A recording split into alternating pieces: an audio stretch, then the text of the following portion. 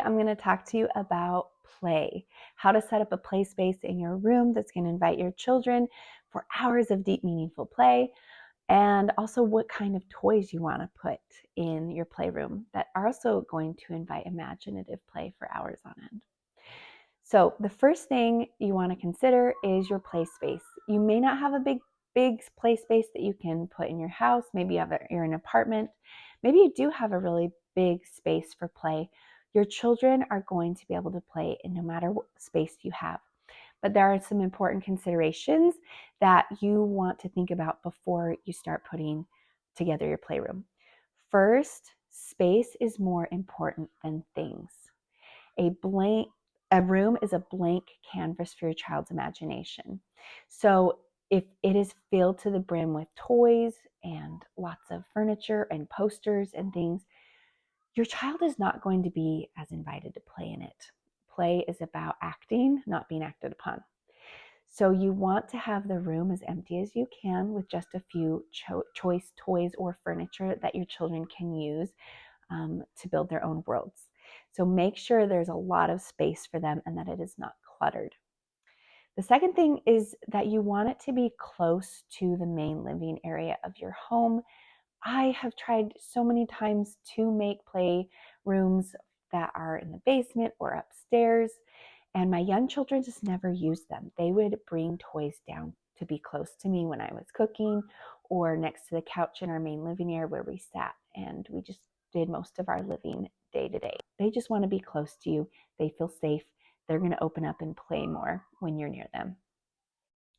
So I mentioned that children like to make their own worlds. That is what play is. They love to make forts. They like to create a vet clinic, a doctor clinic. They want to create. They want to act on things. And so the furniture in your playroom is going to make a huge difference on whether or not your children play with it. If it is tacked to the wall, it's permanent, they're not going to play as much with it. If it is filled to the brim with things and they can't use the furniture, they're probably not going to play with it. So what I have found is that an IKEA Kallax, for example, that's just empty, or for the most part, there's just a few things on it that can be taken off easily. They use that so often to make forts. They use it as a doctor's office, as a vet clinic, as a store. They love to use these pieces of furniture for all kinds of things. And they've also used it to make a dollhouse. I don't have a dollhouse, but they will use blocks and this IKEA Kallax and make rooms for their animals or their dolls. You also want to have maybe like a small table or chairs to make forts. Chairs can also be used as a school. They've made an airport with or an airplane, an old mattress. Even if you have a small space, an old crib mattress works really well. They've also used old couches and turned them over. They've used the mattress to slide down the stairs or down the couch. Just have things that children can use to make their own worlds.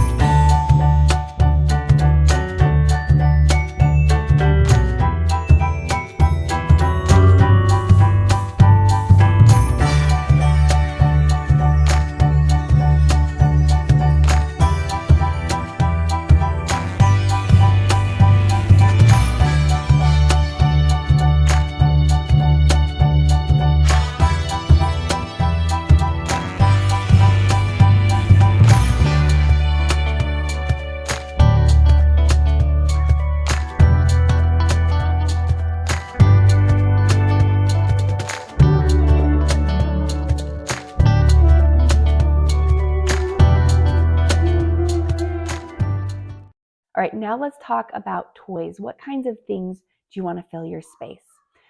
First of all, less is more.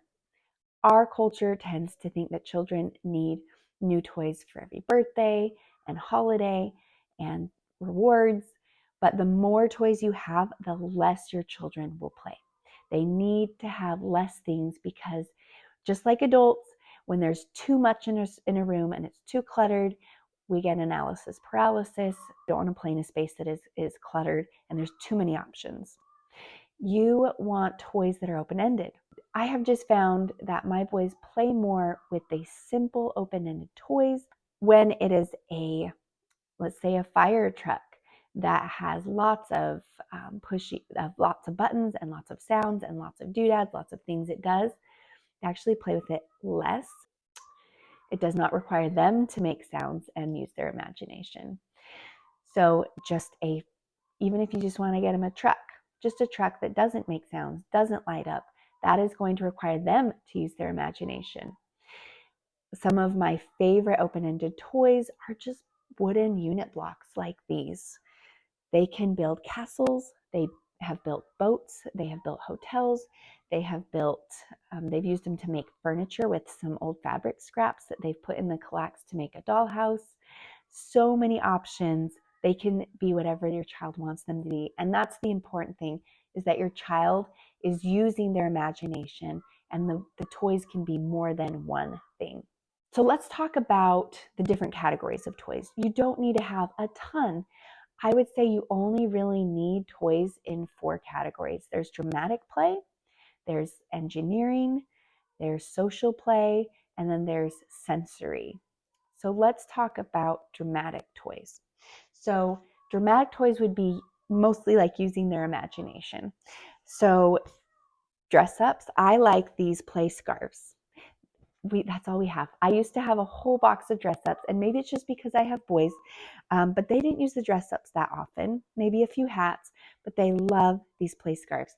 What's fun is that I have had only 2 instances where children have asked me if they could have my toys after they have played at our house. These play scarves are the only toys that children have asked if they could have them and take them home. They love these play scarves. They come in 6 different colors. They can become a cape as a disguise. They have used the green one as grass. They've used the blue one for water when they're playing with blocks. They've used it to make forts, as tablecloths. So many options with these play scarves. Another dramatic toy that my boys use a lot are toy animals. These are plastic Schleich animals, but there are a lot of options of wooden ones that are non-toxic. My boys really like these realistic ones to play with. They use them for all kinds of things. A baby doll that especially little girls love to play with. My boys occasionally use it. They don't use it as it was intended to be. Usually it's a hostage, not usually as a baby playing house. But having a doll or stuffed animals, those are also really fun to have for dramatic play. And some more dramatic play items would be, this could also go in like sensory or social play. This is just a pool noodle that I've cut in half. In the past, I have put duct tape, silver duct tape around them. They are just swords. These are the best swords to have. They do not break anything. They do not hurt anyone, and they can be replaced very easily if they break. But these get played with so much when they want to play like wars or battles or anything that little boys like to play with, where they get to hit one another or hit other things. Does not make any damage, does not hurt, and is, again, cheap and easy to replace. And here is how my boys have used them.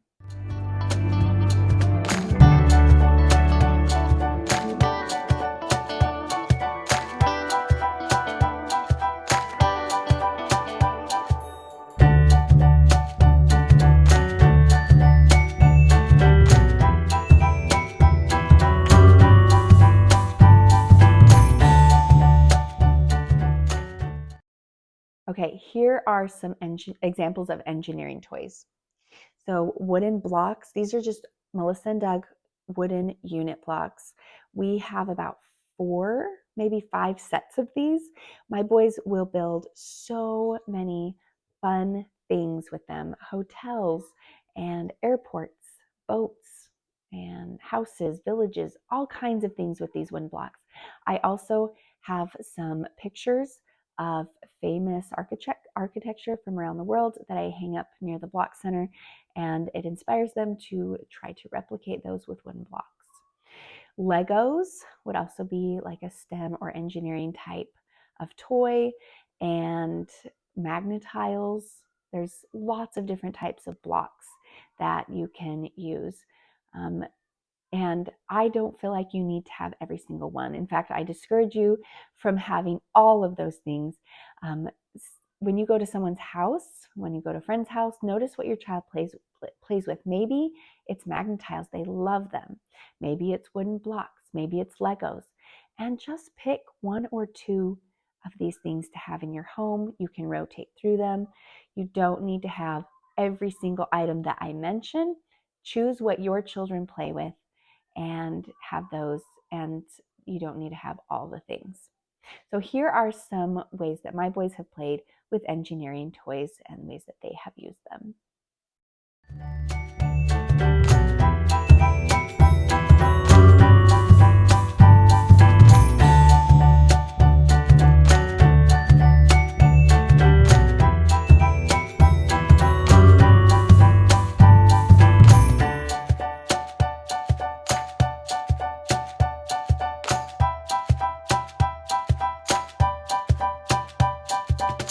Okay, social.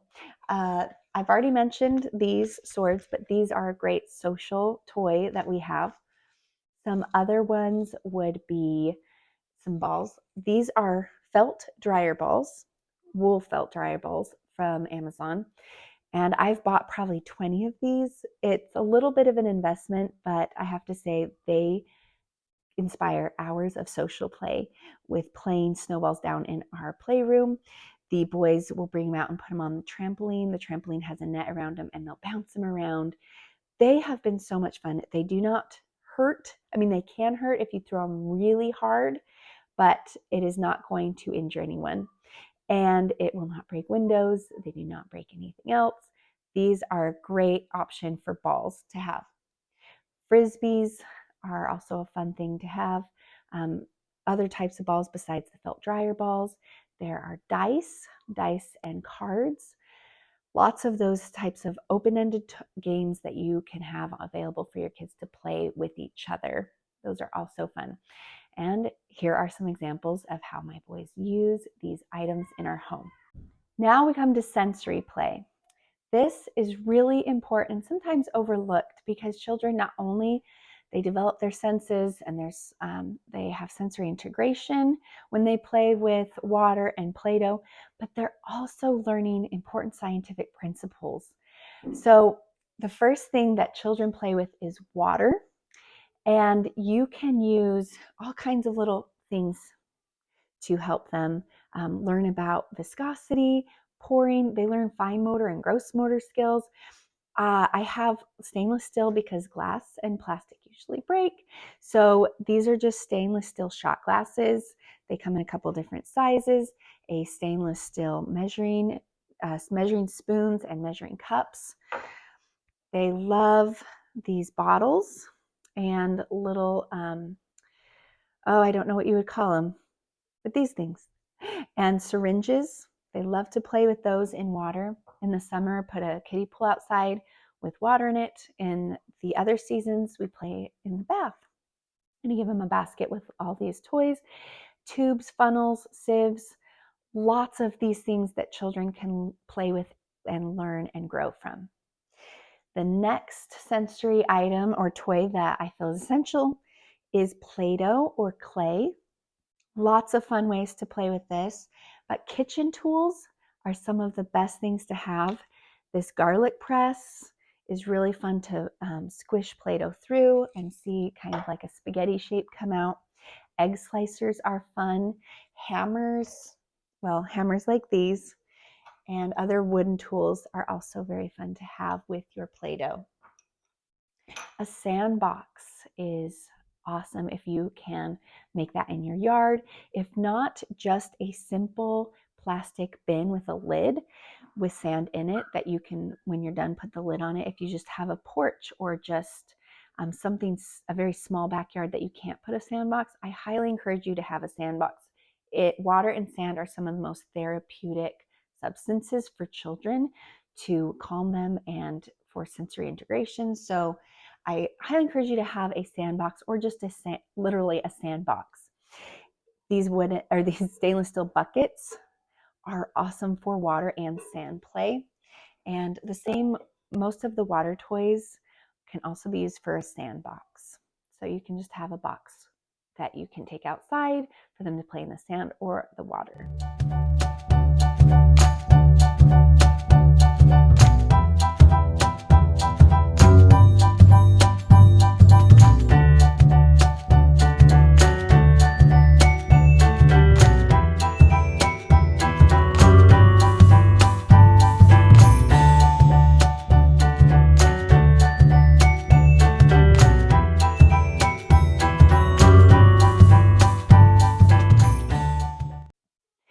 And last but not least are just some random toy items that you may not think of as toys, but children will play for hours with. And that is a basket or baskets. My kids love baskets to use if they're making a store, if they are doing a doctor office, if they are just playing house. They love having baskets. Boxes of all shapes and sizes are also very fun. They can be treasure boxes, which is usually what they are in my house. And this is from the dollar store or Hobby Lobby, Michael's. They have these types of boxes and bags. These are just reusable produce bags on Amazon. They have the mesh type, or you can just collect bags from different. This is another one this is just a plain one. My kids love to use them when playing dramatic play. They'll use them to store things in when they go on nature walks or when they're outside. They are truly an open-ended toy that kids can use for anything, especially when kids are younger.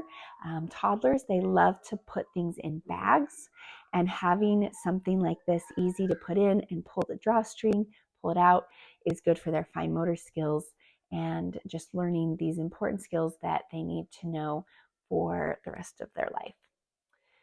So those are my favorite things to have. And again, I'm going to show you how my kids use them in everyday life: the bags, the boxes, the buckets, the sandboxes, and the water. So you can get some ideas of how you can use it in your own home. Now remember, it's not about quantity that is going to impact the quality of your child's play. Less is more. Quality toys, a few good quality toys, is better than a lot.